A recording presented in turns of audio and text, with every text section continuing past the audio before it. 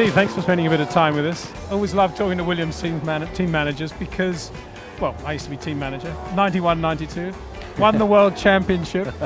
I had 42 guys under me. Okay. What are you now? Including catering, total we're about 94 people here in Australia, which sounds a huge number. But well, it does, bearing in mind we ran 3 cars and you're only running 2. Yeah, I know, but it's moved on a bit. What do you do during the race? Where are you? I'm on the pit wall, and I do a mixture of, my job kind of changes depending on what day of the week it is, but on a Sunday, I'm very much interested in rules and regulations, I bet. Coordinating pit stops, so I call the crew for pit stops and so on, all the tyres and changes to the car and that type of stuff. We're only allowed 44, I think it is, people on the grid these days, so I don't go to the grid, for example, anymore. I used to. Really? No, we do it all by radio comms, and so the instructions I give the crew, I give from the pit wall. Now, here's the thing. You have the very nice and elaborate pit stands that you all do, but in reality, you could all be in the garage, could you not?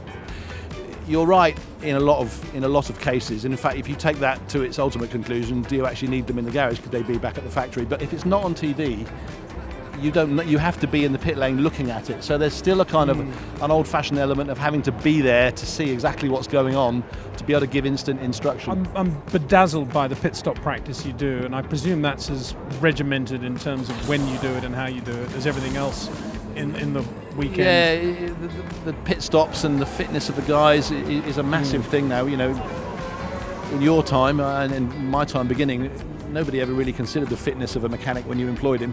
But now, well, I tried to, but it didn't really work. I mean, when I joined, I actually did come up with the fitness thing. I went to the local gym in Didcot, got a deal with them for all the boys to get a free membership, the whole thing, and nobody went.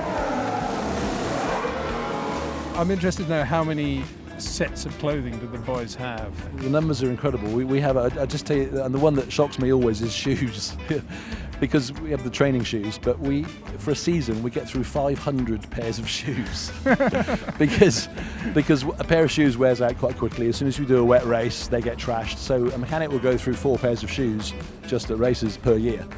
In a nice way, it brings us back to Sir Frank, because before his accident, obviously, they always used to say about Frank, and it was true because I knew him then, that he used to wear out 3 pairs of shoes per year just looking for sponsors to keep the team alive. And if he hadn't done that, the team wouldn't be here today. So it's a nice little ending, I think. And Steve, thanks very much for your time. Pleasure.